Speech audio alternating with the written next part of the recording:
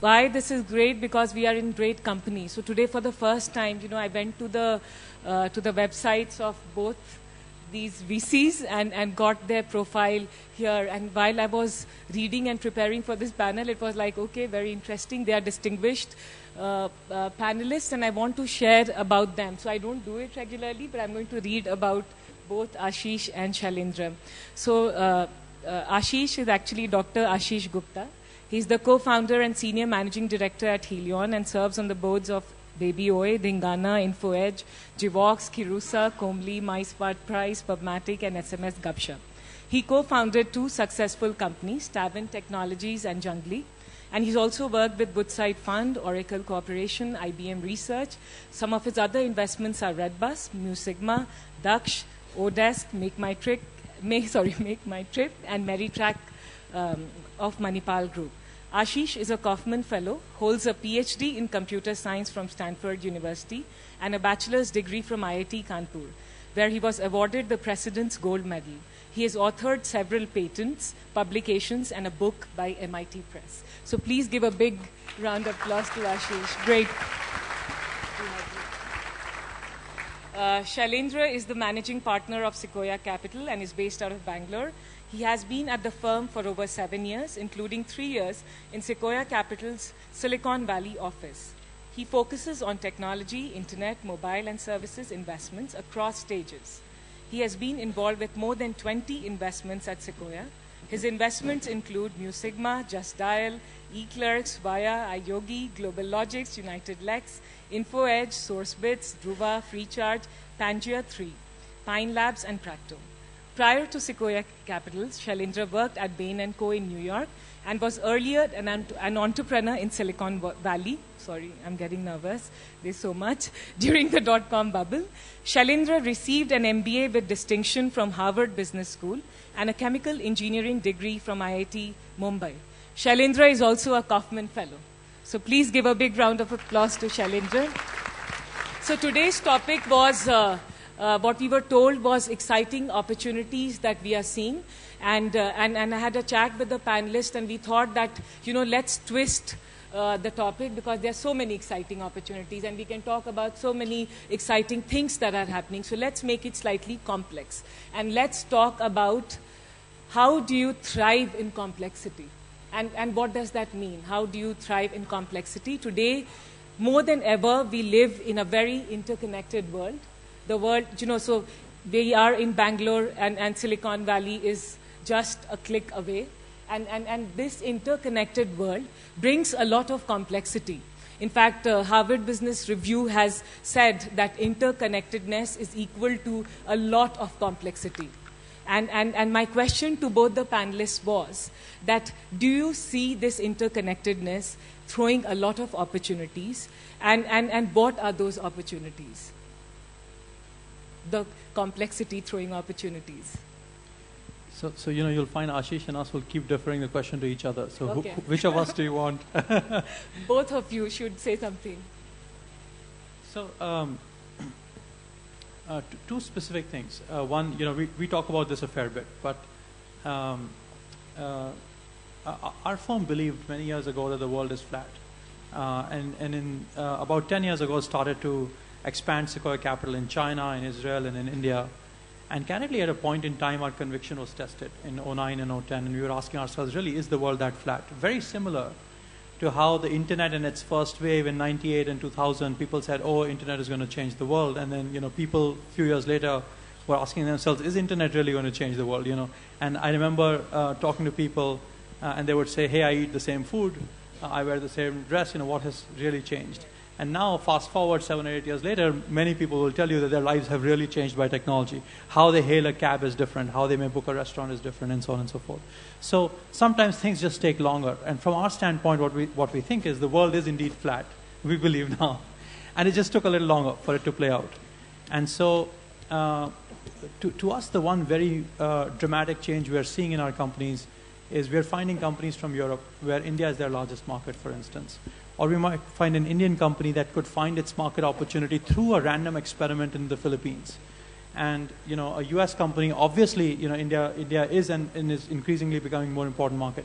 But this world is flat phenomena is basically creating a new paradigm where sort of markets are finding products versus the other way around because the distribution has become democratized through social media, through the app stores and so on and so forth. And there is enough critical mass of users and infrastructure around the world. And so, how you think about strategy at a company, how you prioritize, which investments to make, candidly, all of that is evolving. And we don't know the right answers, but we can see the trends and we can hopefully ask some of the right questions. But if there's one thing, that we are most focused on is figuring out, how this whole phenomenon of globalization is impacting specifically software product companies. And we are super focused on it around every geography at Sequoia. So one model at least that I find which is pretty powerful is and I don't know how to pronounce this, the McDonaldization is a word that a lot of folks have used. It is usually used in a pejorative context, but I think there is a lot more depth to it, which is homogenization of a whole bunch of things. So for instance, if you look at what consumers expect, their expectations are set by the user interface of Facebook, the user interface of an Apple product, and so on and so forth.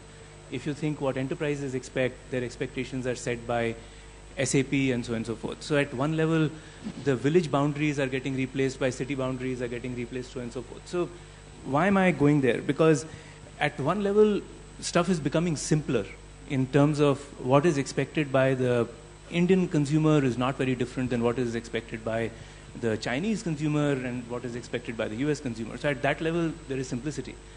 But as is the case with simplicity always, execution of simplicity is where the complexity is. And the most beautiful things are the simplest, but getting to that point is a bloody hard process.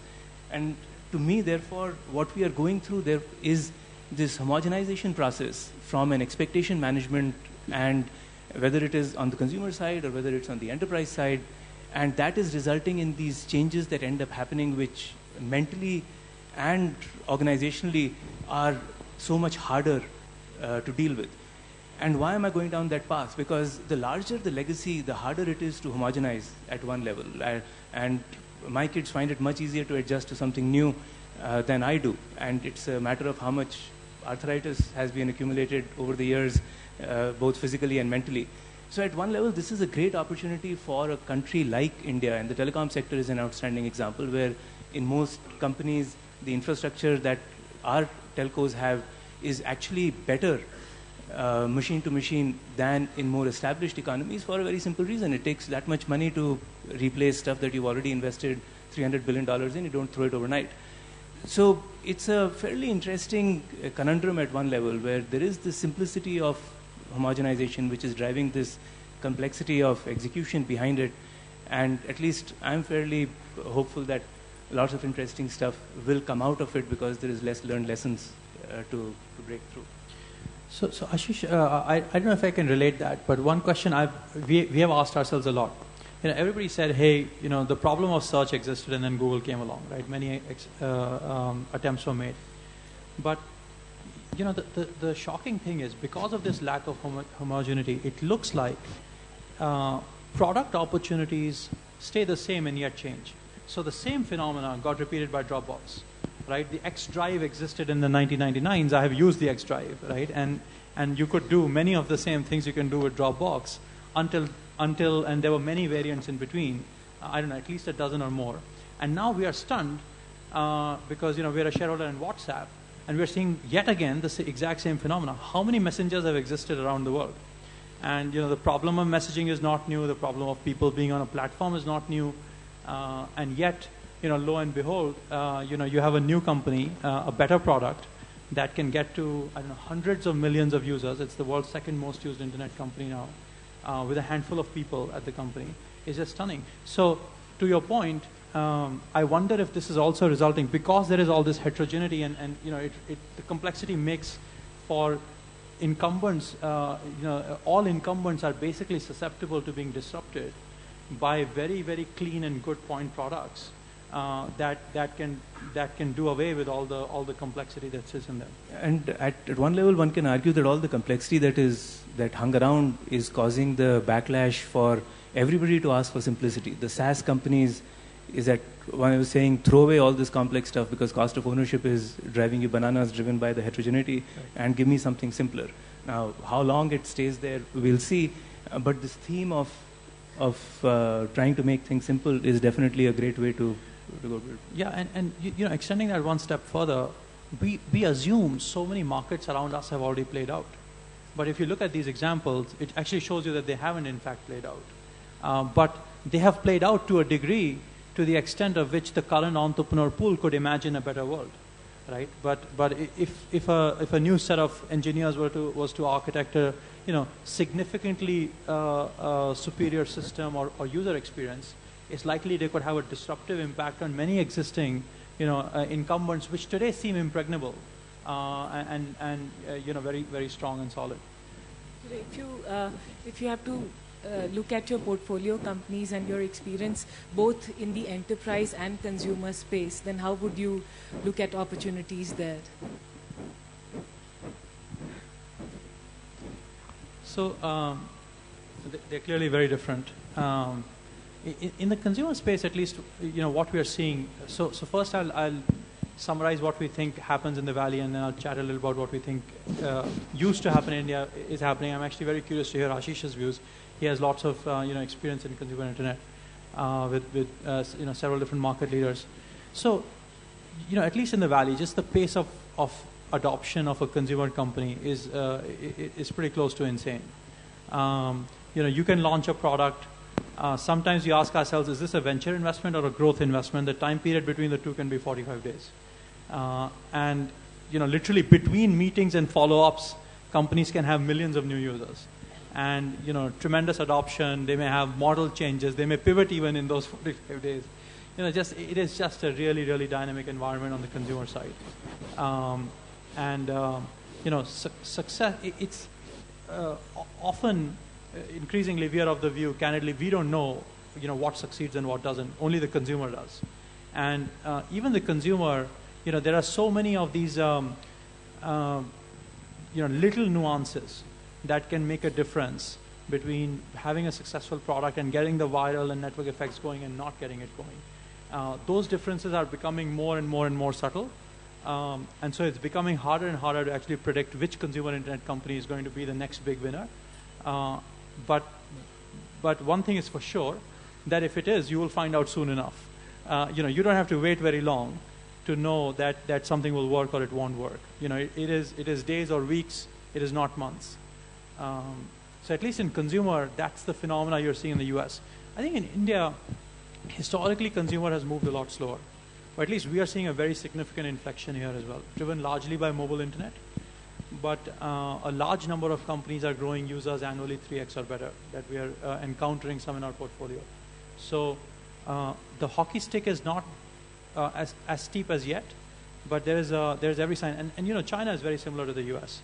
I visited our Chinese portfolio companies many times. Just the insane virality, the large numbers of tens, hundreds of millions of users companies can get in short periods of time. That phenomena we are not yet seeing in India, but I think we are likely to see continued acceleration year on year. Every quarter is better than the past. I guess a couple of one thing that I find a little interesting is that the consumer business has become quote unquote enterprised. No consumer pays for anything. Only the enterprises pay for it. And the guys who have the enterprises, namely Google and Facebook and so on and so forth, therefore end up buying everything. So one of the interesting transitions to quote-unquote consumer businesses has become that the consumers don't pay for anything. On the enterprise business, on the other hand, has gotten consumerized. The most effective way of selling most SaaS right now is to get the users within the enterprise to adopt it first so that you can bypass the CIO and it becomes fait accompli from a purchase perspective. So there is a lot more depth to this observation rather than just the comicalness of inversion at one level, and it comes back to the friction that is getting reduced across the board, and I literally mean across the board. From a distribution perspective, from a development perspective, from a testing perspective, that friction is getting driven down to ridiculously low levels. One thing that it definitely does is it creates serious insecurity among middle-aged guys like myself. Because one is obsolete by the time you start reading that frigging book on the next variation of a drink that connotes a programming language. You haven't reached the last page and another one has arrived. And most of the friends that I know in the valley who are 40-something are either unemployed or are looking behind their back on a daily basis as to when will they be shot. And 23-year-olds interview them and look at them funny because they wear shorts and they wear jeans or whatever the hell they do. And the funniest incident I heard was a friend of mine works at Facebook and was just always struggling with all these young people. One day he found a guy who was his own age, and this is true, by the way. So he went and shook hands. It turns out it was bring your parents to work day. Okay. So where I'm going with this, however, to come back to something more meaningful, is this entire notion of reduction of friction has moved the dynamics that starting out is easy, building up is expensive. So there was the question about building companies with less money in the prior thing. I'm actually a big fan. If you can build a company without raising venture money, please don't raise venture money. It is beautiful businesses, especially in India, have been built raising no venture money. Pretty successful business folks all over the place. So there's no reason to change our style just because folks have arrived with one model. Some of these businesses, however, we do run into the situation where folks confuse the original traction and the ability to get to a point, assuming that one will get to the finish with no money. It's just that that money has moved to a later point. And to Shailen's point, the game has become much harder from a venture perspective because now you got to figure out when will this sudden hockey stick happen. If you enter too early, you're cleaned out. If you enter too late, you're cleaned out. So what do? It's too expensive. That is why you get cleaned out. So how do you play this game? And this is true both on enterprise and on consumer. So they've become a lot of similarities between the two space. Perspective here, the thing that I personally struggle with is that for these consumer companies, that monetization engine that is driven by the enterprises is not yet in place. So one has to be a lot more patient. That is a lot more in place in the US. Ended up happening mostly thanks to Google, I guess, because the 99 boom was a 99 bust was because of this reason. No way to take free guys and convert them into money. Google solved that problem and a whole bunch of other companies. I think we still don't have that answer yet in scale enough. So that's one of the things that we struggle with. On the enterprise side, unfortunately, in India, we've made a few investments, but it's very hard to collect. You can get POs, you can get everything all the way except the money. So we're still trying to figure that out. Next week, though. It's always coming next week. There's always a promise that it'll come. Please go ahead. Some of the thoughts. Okay. You know, so Ashish, one thing I disagree with. I'm not sure if consumers are not paying for anything at all, because some of the freemium models are actually quite interesting. Like our experience in Dropbox and Evernote is that if you have a compelling enough service, and people get hooked on, they won't pay initially, and the vast number of people won't pay. But the 2-3-4% conversion you can get eventually can actually allow you to build a pretty meaningful business. We think India will start to see that, and actually the app stores are enabling that. Because what's happening is when people pay $2 or $4 or $5 or 50 rupees or 20 rupees, they care a lot less. And they won't pay you serious money, but you can sort of charge the microcurrency through the app stores, and that's actually for India we are quite interested to we haven't yet found them because I think people here hold their purses even much tighter than other parts of the world. So but I think that's the one thing we are hoping to see. So before I ask the second question, it relates to the audience.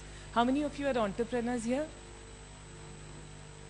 Wow, great. So this is a question which I'm sure all entrepreneurs would ask, and I can see Arvind smiling, is all these complexities and different things, how does it, for entrepreneurs, how should they perceive this, and what are the opportunities, what are the skills that would be required from them to lead to succeed? And hopefully to the ones who are looking at venture money to get sizable venture money. I'll let Ashish go first. So I think the skills are the same. It's not that, same as in whatever, independent of the complexity. One of the things, and before I comment on the skills, one of the things that I will like to add though is, I think the entire beating that we got in the 2008-2009 framework has been very good for us. Because a lot of us stopped being hungry. So the entire India euphoria got ahead, significantly ahead, of our core competence. Because whether we like it or not, we do have a fairly serious attitude problem from the perspective of the general workforce. And I'm not pointing any fingers to anybody in particular, but to all of us as a group. And that reflects in folks that you hire from colleges. Everybody, the motivation is not to figure out how do I get my hands dirty and learn some stuff. The motivation is when will I become principal engineer and when will my salary become 25 lakhs. That's a side effect. That's not the, and this is the land of the Gita, ironically. There is, I guess that sums it up. So that, I think, it is very, very good that we've gotten a knock on the head because it will get us better prepared. And the quality of entrepreneurs, I will tell you for a fact, been looking since 1999, just keeps, not only is the first derivative a very beautiful number, which is that the growth is nice, the pace of growth is even nice. So it just keeps getting fantastic. So it's a great place to be. Some of the things that I personally end up believing in, and I know them as words, I still haven't figured out how to evaluate them. As a result, I keep ending up with companies where I hope, why did I miss that one all over again? So please treat it as a theoretical answer rather than one I've been able to implement. Probably foremost in the list is intellectual honesty, which is to be able to look a problem in the eye and call an answer what it is. And this again comes back to Buddhism, I guess, where there is no judgment, just evaluate the data and call it for what it is. That I think is enormous, primarily because it helps avoid marching down the wrong path and deluding oneself and others in the bargain.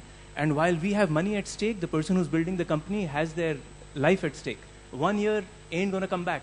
Let there be no confusion about it. My money might still come back because I could get a hit somewhere else, but that 1 year is gone. So intellectual honesty is probably the top of my list. The other one is emotional energy. And I don't just mean passion, I do mean emotional energy. The person at the top is a constant cheerleader. There could be a fire burning. This person is still expected to be there with their hula hoop, dancing up and down and being realistic and yet keep everybody cheered up. It takes a lot of emotional energy, of which passion is just one component, the overall package. And the third one is common sense. And I don't mean business sense, because to me business is a subset of common sense. Business sense falls out if one is applying common sense. And that is just, don't listen to all the wise guys around you, because if they were so wise, they wouldn't be dispensing knowledge. They would be actually doing something productive with it. Just common sense. Those are the three that at least I think stand in good stead.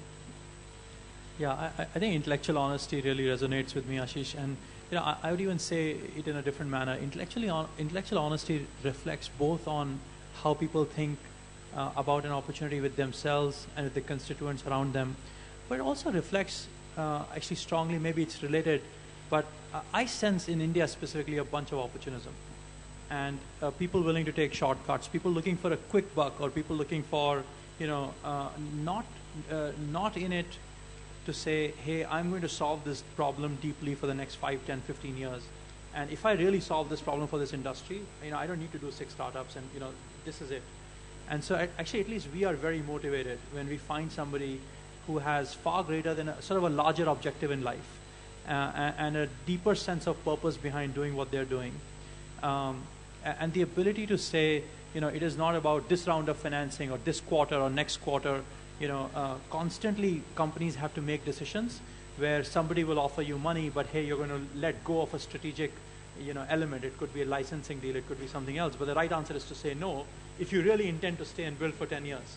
And the people who do, we find that they actually start to then show the intellectual honesty and show the other things, because then they're not in it for a short-term objective. So the single one thing we find is, it leads to many things, but entrepreneurs who have a really, really long-term mindset, people who say, hey, I'm in here to solve this problem. It is not about the economics. It is, all that will follow. I want to build a great product. I want people to use the product. Monetization will follow. Everything else will follow. And I'm willing to delay the gratification, and I'll do the right things. And those people hire better. They tend to be more intellectually honest. So many other qualities almost flow from that mindset and long-term orientation. So that's the only one I'd probably significantly add. Great. So now we will open it for questions.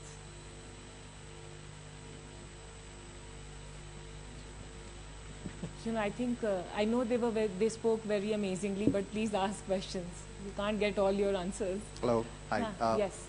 Yes. Yeah. Hi, my name is Nikhil. Just a question for both the panelists. Could you also talk about specifics around the what interesting opportunities you're seeing? Maybe some examples. I can take a shot at it. So I think in India, consumer internet mobile apps are growing very fast. You know, everybody knows mobile internet usage is growing very fast. I think obviously it means traffic on existing platforms is growing, but what we think people should consider doing is, you know, just like the examples I gave of the Google, the Dropbox, the WhatsApp, where the use cases have existed for a long time, but people built a better product because of the changing usage patterns, new insights, etc. We think, you know, that the opportunity is wide open. If you take a mobile-centric view, there is potentially a chance to build, you know, several categories, maybe even all over again. So maybe that's still a generic answer, but the answer is, you know, mobile, consumer internet, growth of transactions. We think payments, all the ecosystem around it is all very attractive. And then, you know, Ashish, maybe you want to talk about more B2B and SaaS and that type of stuff. If I knew a good answer, I would start a company, but that's nevertheless.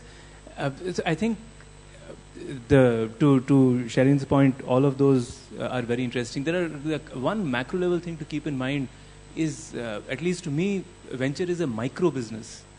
So while you might invest behind a larger theme, as an entrepreneur, you have to figure out whether that one thing that you are doing is good enough. And in fact, some of the best entrepreneurial successes are in places where they are old, jaded, tired industries where somebody has figured out how to do something different. So I'm saying that not because I know something interesting in that space, but we often tend to forget that where if everybody has already reached a certain place, chances are you don't want to be the 1050th guy who's arrived there trying to build something. So that is just a piece of unasked for advice if you're trying to figure out a space to go in.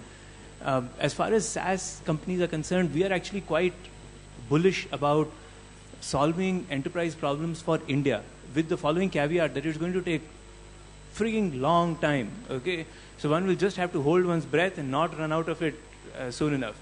But the reasons why we think that is interesting is because two things that you absolutely need in India is efficiency and scale. You don't gather money in large dollops, and I don't see how you deliver efficiency and scale in the absence of technology. So that is one space that we are quite optimistic about. Healthcare, and especially the overlap of mobile, internet, and other kinds of technology to healthcare, is another space where we think there is lots of interesting stuff for a combination of reasons. We have bad behavior just like a whole bunch of other places. We are finding out sugar and pollution. So I think we are headed down a path where lots of us will need lots of medical help. How do you take care of that kind of stuff? I'm sorry if it sounds like riding on the tails of misery, but that is what it is. So these are two areas that come to mind in addition to what Sharon was talking about. Do we have time? Yeah. Hi. So I have a question. We are a non-profit who promote emerging and future technologies.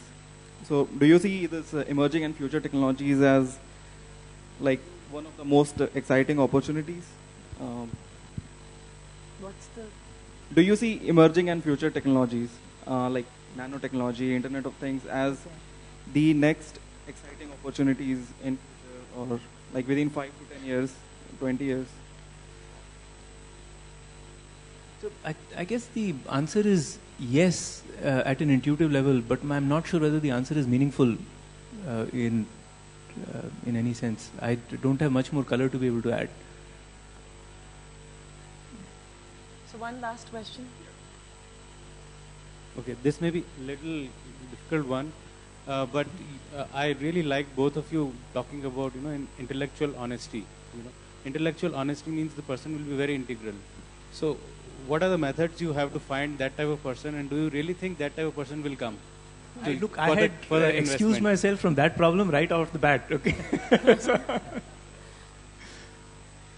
Again, like Ashish, have no way of knowing for sure. But one thing we have learned at least is we try to focus on, what they do and what they say and whether it adds up or not. And actually, it takes some period of observation to get a reasonable sense of it. I don't think we ever know in absolute, because candidly, like Ashish said, entrepreneurs are much smarter than investors are at all times. And that's why I think Ashish was saying this earlier before the session started. That's why they get the money. So one of the things that we all try and do is reference checking, because I think anybody who's over the age of 16 knows how to interview pretty well. And then it becomes a matter of trying to figure out whether you've been sold a line. And no offense meant to people in sales, but the sales folks definitely know how to sell themselves, whether or not they know how to sell anything else. And engineering guys don't even know how to sell themselves, even when they're very good. So one way or the other, you're screwed. So reference checking is one thing that at least turns out to be of a fair bit of use, because you find that habits don't change that easily, and you dig deep enough, you find out. Yeah, and a corollary to that, what we find is when people oversell, they actually put the other guy, like an investor, in a lose-lose position. Because suddenly, like Ashish said, either way you're screwed. If you believe the guy, you could be screwed because, he could be selling you. If you don't believe the guy and he's very good, you could be screwed because you're missing it. So you sort of create unnecessary, as an entrepreneur, when, one of the things we try to do with entrepreneurs is try to, as much as possible put them at ease, so that they're not in a sales mode and will try to have a real conversation. But it's not easy. Done? Great. Thank you so much. Thanks, Ashish. Thanks, Shailendra. Thank you so much.